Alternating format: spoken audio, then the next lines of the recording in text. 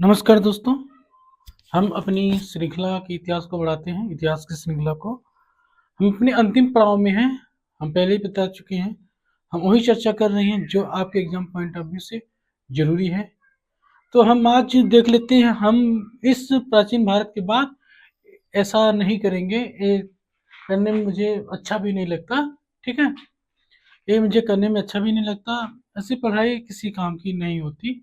ये केवल यूट्यूब पे मनोरंजन करने के लिए बहुत अच्छा है, लेकिन ये किसी काम की नहीं होती। फिर भी मैं प्राचीन भारत और मध्य भारत को ऐसे ही करूँगा, क्योंकि आपको एग्जाम पॉइंट ऑफ व्यू देखते हुए आपको बहुत चीज़ें प्राचीन भारत और मध्य भारत से नहीं पढ़नी होगी। आप आधुनिक भारत में मैं लिख लिख के काम करूँगा, ऐसे ट्रिक वाला काम नहीं करूँगा, क्योंकि वो चीज़ें ज़्यादातर ऐसे में याद नहीं रहती हैं, बहुत तेज भूलती हैं। तो लेकिन प्राचीन भारत और मध्य भारत से क्वेश्चन नाम मात्र या ना के बराबर या पूछा ही नहीं जाएगा, या पूछा जाएगा तो बहुत रेयर कंडीशन में ही पूछा जाएगा। तो मैं वही बता रहा हूँ जो आपके जरूरी है, इसलिए मैं इसे जल्दी जल्दी करके खत्म कर रहा हूँ। लेकिन मैं आधुनिक भारत को इस तरह से नहीं करूँगा, मैं लिख लिख कर करूँगा। वैसे में थोड़ा टाइम लगेगा, लेकिन एक बार पढ़ना आपके लिए पर्याप्त होगा। और हो सकता है अगर ऐसा नहीं होगा तो आप डबल सीवीट पे करके देख लीजिएगा। ठीक है, तो मैं आगे शुरू करता हूँ। जैसे गुप्तोत्तर काल, गुप्तोत्तर के काल के में कुछ राजवंश हैं, उनकी चर्चा नहीं करके मैं सीधे हर्ष पे चला आ गया, वर्धन वंश पे, क्योंकि जरूरी नहीं है आपको हर चीज पढ़ना। ठीक है, तो मैं देखता हूँ। चलिए, पहला क्या है? पुष्यभूति वंश, जिसे वर्धन वंश भी कहा जाता है, ये है। इसमें हम सबकी चर्चा ना करते हुए सीधे हर्षवर्धन पर आते हैं। हर्षवर्धन का नाम शिलादित्य था।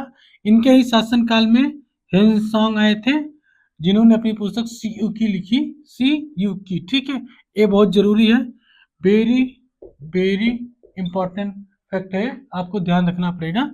इसके बाद आते हैं नालंदा। सॉरी, नालंदा हर्षवर्धन के शासनकाल में इन्होंने, हर्षवर्धन ने क्या किया था? 100 गांव जो हैं दान में दिए थे नालंदा के लिए। ठीक है, इसके बाद हम आते हैं सीधे बंगाल के पालवंश पे, जिसमें हम देखेंगे गोपाल को। इसके बारे में इतनी जरूरी चीजें नहीं है जो आपके एग्जाम पॉइंट ऑफ व्यू से जरूरी है। धर्मपाल, ये तो जरूरी है, इन्होंने विक्रमशिला विश्वविद्यालय का निर्माण कराया।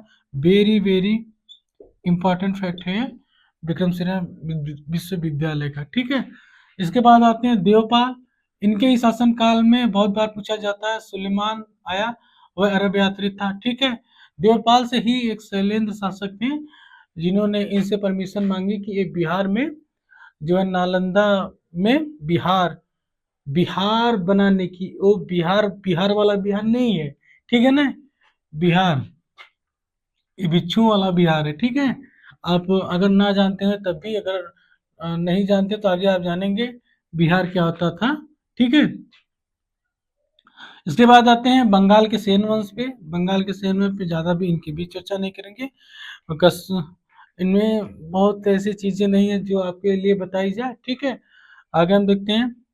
आते हैं सीधे कश्मीर के राजवंश पे, कारकोट वंश। कश्मीर के राजवंश में एक है कारकोट वंश, जिसमें एक राजा हुए थे, राजा ललितादित्य।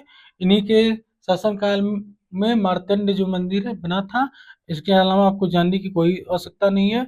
उत्पल वंश में कुछ ऐसा नहीं है जो आपके एग्जाम पॉइंट ऑफ व्यू से जरूरी है। एक है लोहार वंश, इसमें ही लोहार वंश में ही हर्ष का जन्म हुआ था।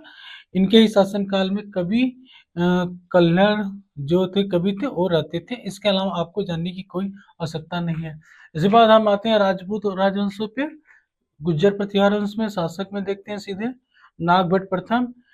इन्हें, नागभट्ट प्रथम को मलेच्छों यानी कि अरबों का नाशक कहा जाता है। ठीक है, इसके बाद आते हैं महेंद्रपाल प्रथम। इनके ही शासन काल में राजशेखर जो जैन ग्रंथ के रचनाकार है, इन्हीं के शासन काल में रहते थे। इसके बाद आते हैं महिपाल प्रथम। इनके ही शासन काल में जो अल मसूदी जो थे बगदाद का, वो भारत आया था। ठीक है, इसके बाद आते हैं राज्यपाल, और इनके राज्यपाल के पुत्र त्रिलोचन पाल जो हैं, पहले राज्यपाल को और इसके बाद त्रिलोचन पाल को महमूद गजनी ने पराजित किया था। ठीक है, इसके बाद हम आते हैं, आगे बढ़ते हैं।